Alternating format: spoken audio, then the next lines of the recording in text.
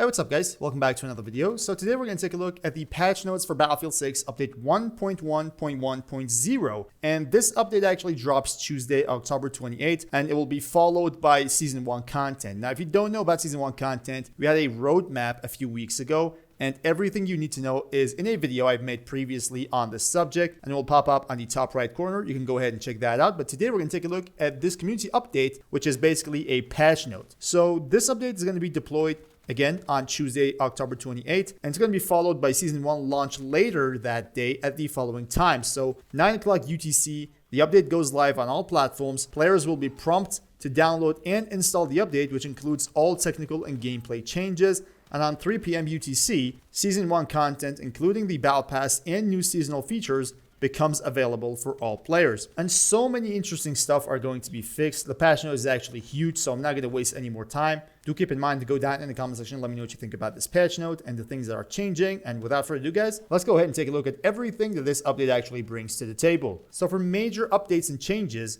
first of all, they've improved core movement and animations, including smoother landing, faster stance transitions, better vaulting behavior, and reduced bouncing issues on landing or spawning. So this bouncing issue has been on our nerves. We all know it. And the way they say it, it's going to be reduced. So it's not going to be completely just removed. It's going to be reduced. They've reworked weapon dispersion to better align accuracy and handling with each weapon's intended design and performance over range. These changes address cases where accuracy behaved inconsistently, such as dispersion not properly settling after sprinting, and bring overall firing behavior closer to the intended balance between precision, control, and weapon power. Also, significant visibility and lighting improvements with better exposure transitions, interior lighting, and reduced fog and smoke persistence. Audio overhaul, adding new projectile flybys, destruction and explosion sounds, refined vehicle and weapon mixes, and improved haptic feedback across multiple interactions. UI and HUD updates for clarity and consistency, including overtime indicators, end of round fixes, and new unlock markers for weapons and gadgets. Also, map fixes across multiple locations, resolving spawn animations, out of bound issues, misaligned assets, and general stability across Conquest, Breakthrough, and Rush modes. Now we're going to take a look at the changelog. I'm going to give you everything that's actually worth knowing, okay? Because this one is a huge changelog, and there are,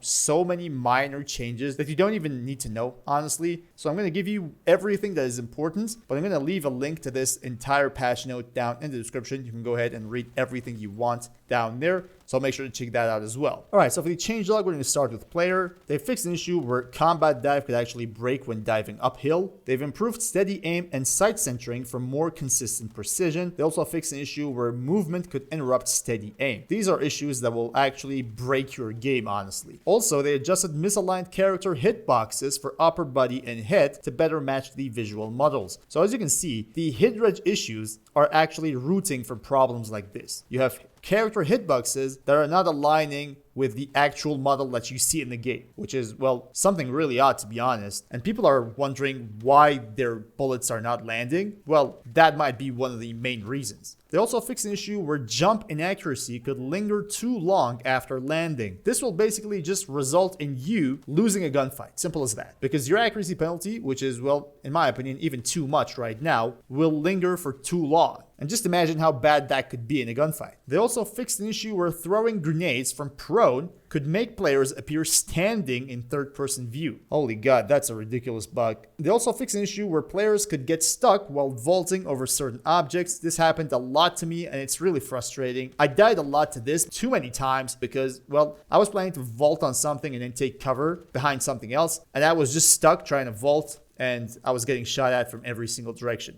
This will also be fixed. They also fixed an issue where camera and weapon sway behaved incorrectly after entering or exiting vehicles. They improved lighting precision for visibility while hip firing and aiming down sights, which is also a quality of life update. They reduced occurrences of bouncing or landing issues when dropping onto certain objects. So they probably don't really know where the root of this problem is, and they're trying to reduce the occurrences as much as possible, but they're not actually honestly saying that they've fixed it already. So in my opinion, this will not be fixed. Only the occurrences will be reduced as they mentioned, and people will still see this issue every now and then. They also fixed issues affecting peeking and prone transitions, ensuring both actions function correctly. Also, they fixed an issue which I ran into a lot, and it's when you start leaning or peeking or mounting, and that just might cancel unexpectedly. That will be fixed too. They also fixed multiple visibility improvements, including lighting, exposure, and fog behavior for better contrast and clarity across all maps, which is something we've been waiting for quite some time, honestly, from day one, let's say. They also improved vaulting, parachute, and door opening animations for smoother transitions, and that was all about the player part. However, for vehicles, they fixed missing haptic feedback when switching between tank weapons, and they also fixed a visual issue where the player's hand clipped with the M1A2 SEP V3 handle when sitting in external seats. This one's a visual bug, and it doesn't really matter, honestly. Now for gadgets, they fixed an issue where the supply pouch would sometimes not resupply correctly. Anti-tank grenades now create a small size crater instead of a medium one, and buildings now take more hits to be destroyed by a sledgehammer. So the sledgehammer is basically nerfed when it comes to destroying buildings. Alright, so for weapons. Weapon dispersion has been rebalanced to better match each weapon's damage profile across all ranges. Lower damage weapons will now see a slightly higher increase in dispersion when firing, while higher damage weapons will experience slightly less. Now I can't really understand what they mean by this, because lower damage weapons must have a slightly lower increase in dispersion, and that has to be the exact opposite for higher damage weapons. And I'm not sure what they're doing, because this should be the exact opposite of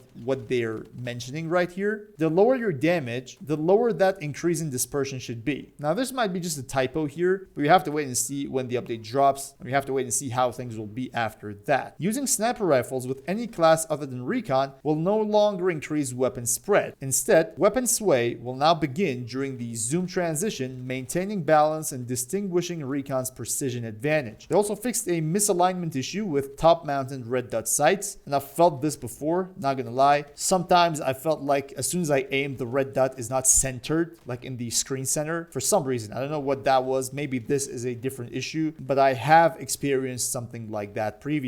They also improved reticle settling for automatic weapons to make burst firing more efficient. They also balanced sledgehammer damage against world objects for better consistency. So the sledgehammer is totally nerfed. That's what they've done. They also fixed an issue preventing players from leaving the firing range, which is honestly some sort of odd issue, but that's also fixed. And for maps and modes, improved fog and smoke effects after destruction to prevent them from, lingering too long and impacting visibility. They improved exposure transitions between indoor and outdoor areas for better visibility. That was actually causing a lot of problems, honestly, and we have to wait and see how fixed their fix is, because that issue was really causing a lot of visibility problems. They also fixed animations and positioning issues during insertion sequences on all maps. They also fixed an issue where the game mode UI could display incorrect scores or fail to update during a round. The same issue also applies to the scoreboard. Sometimes you get killed or you get kills, but you don't see them counting on the scoreboard, and that actually has a delay, like a 1 to 2 minute delay for the scoreboard to update everything. And I'm not really sure if they know about this. And they also fixed some minor problems with some game modes in different maps like Merak Valley, Cairo, Liberation Peak, Sobek City, and Manhattan Bridge, but in my opinion,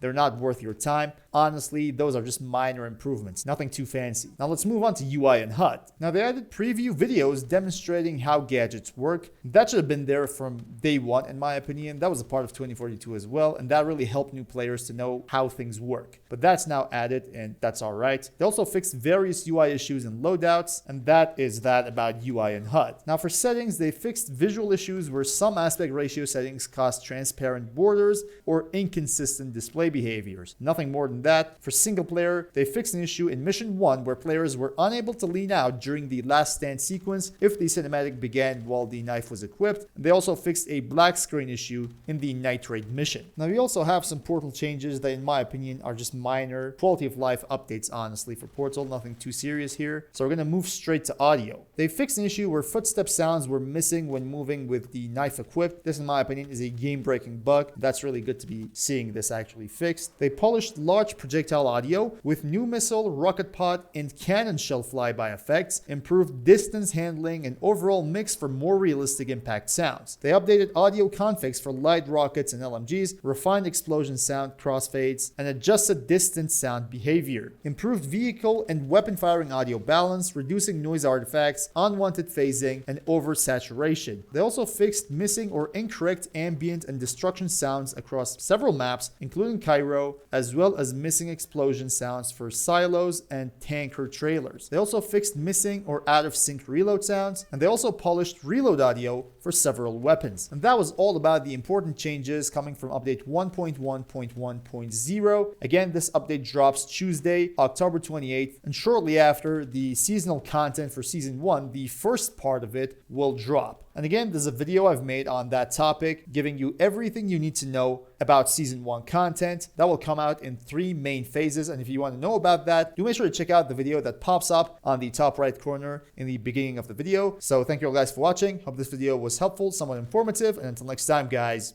stay cool.